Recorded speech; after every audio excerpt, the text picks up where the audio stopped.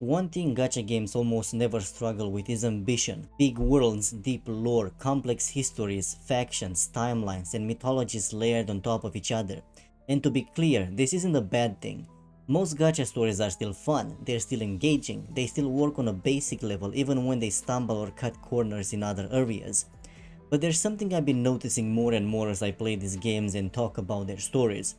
World building in gacha doesn't just feel important, it often feels exposed, not because the world building itself is bad and not because lore automatically ruins stories, but because world building is meant to be experienced through characters and gacha storytelling makes that surprisingly difficult. When your protagonist is written as a self-insert, the world no longer has a natural lens to pass through.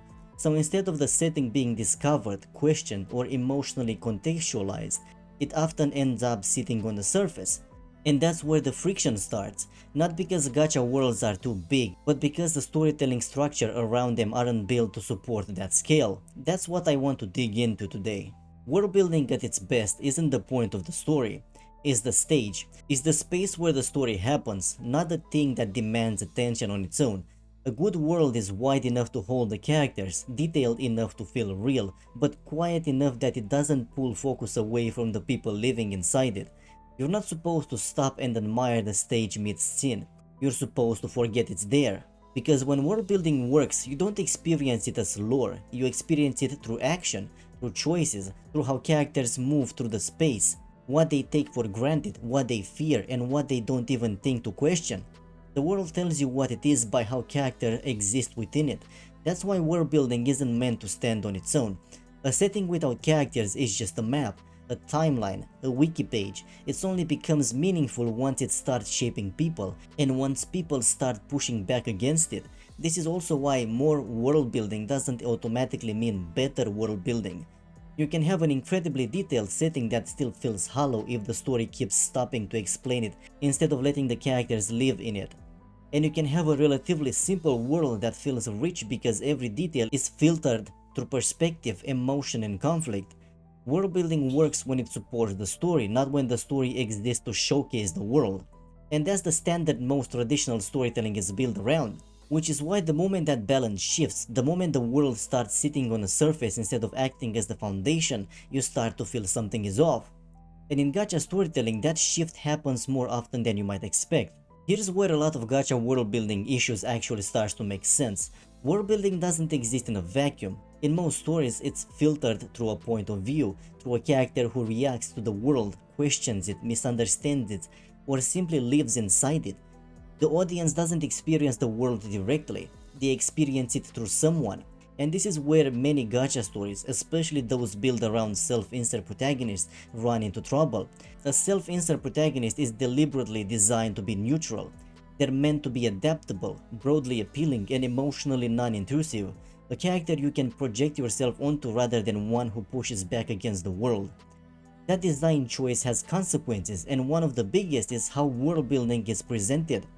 When the protagonist doesn't have strong opinions, clear emotional reactions, or a defined internal perspective, the world loses its primary filter. There's no lens for the setting to pass through, so instead of the world being discovered organically, it ends up being explained.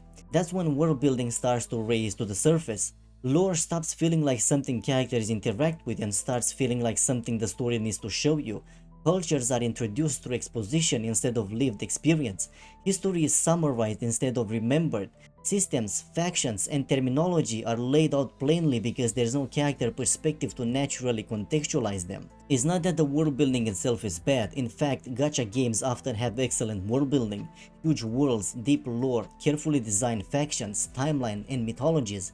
The problem is that without a strong narrative point of view, all of that material has nowhere to go but front and center. And to be clear, this isn't true for all gacha games. There are gacha games with defined protagonists that still struggle with this, and there are self-insert leaning games that manage to mitigate it through strong supporting cast or clever framing. But the issue shows up most clearly and most often in stories where the protagonist is intentionally flattened to preserve player projection. Because world building is meant to be the stage, but when the characters don't fully occupy the stage starts performing instead. That's when the setting feels overwhelming, not because there's too much of it, but because it's no longer anchored to a human experience. You're not learning about the world because someone cares about it, you're learning about it because the story needs you to know it. And in gacha storytelling, where narratives already have to juggle updates, banners, rotating casts, and long-term serialization, that lack of a central lens makes the imbalance even more visible. World building isn't doing anything wrong here, it's just compensating for the absence of perspective. So even when we understand why world building ends up front and center in gacha stories, there's another problem layered on top of that. Because a huge amount of gacha world building doesn't actually live in the main story at all. Instead, it's scattered. Some of it is tucked away in optional side quests, some of it lives in codex entries, lore tabs, item descriptions, or environmental details. Some of it is hidden in corners of the map you'll only ever see if you actively trying to 100% everything.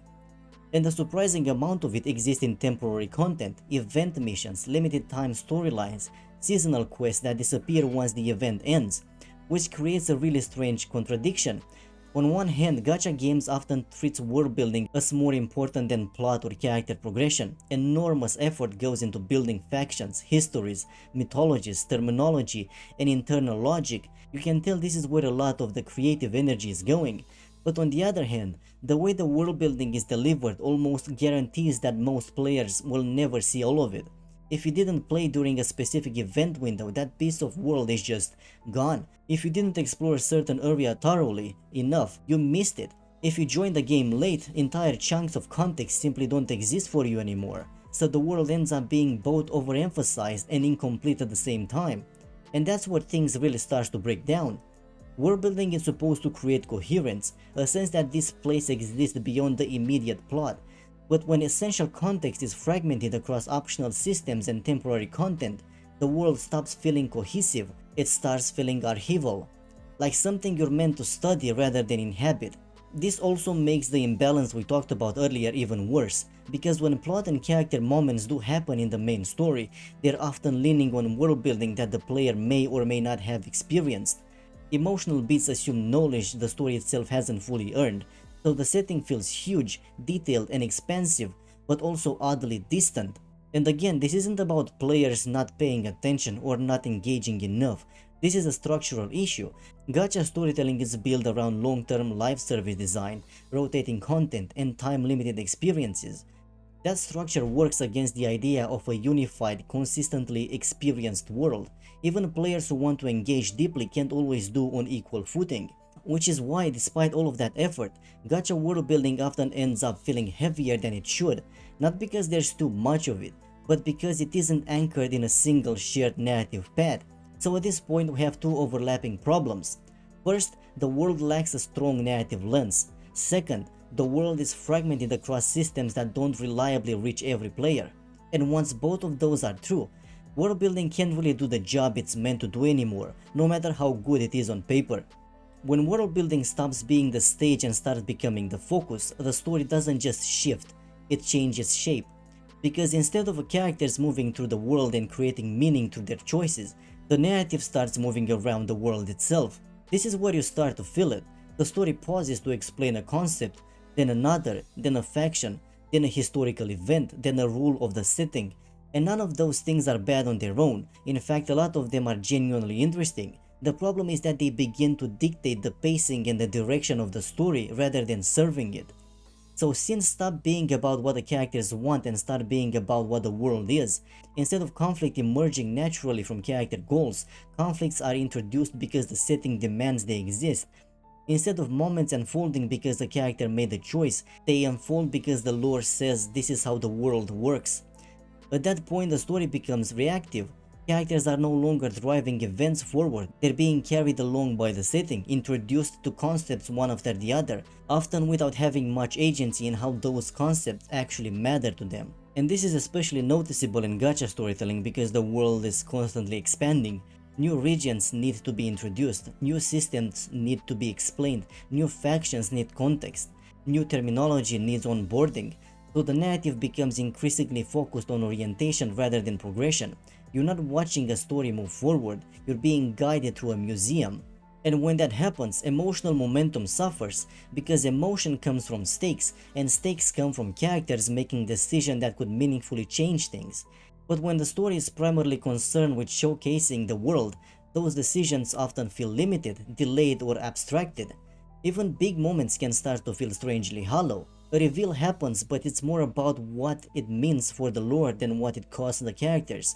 A conflict ends, but the outcome exists mostly to set up the next region or system. A dramatic turn lands intellectually, but not emotionally. And again, this isn't because the world building is bad, it's because it's doing a job it was never meant to do alone.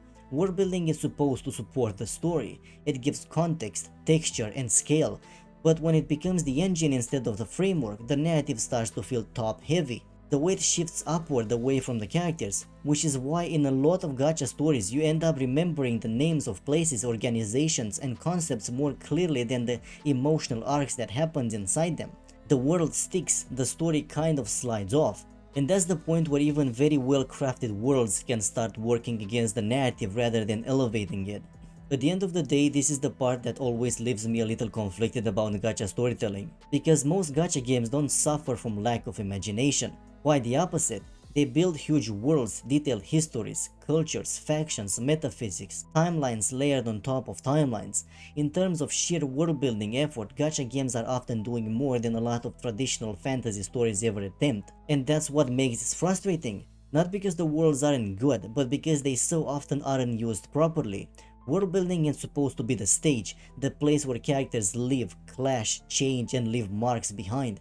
But in a lot of gacha narratives, that stage turns into a museum instead, something you walk through, admire, and read plaques about, rather than something you actively inhabit through the characters. When characters lack agency, when protagonists are written to be placeholder, when important context is pushed into optional logs or temporary events, the world can't help but raise to the surface.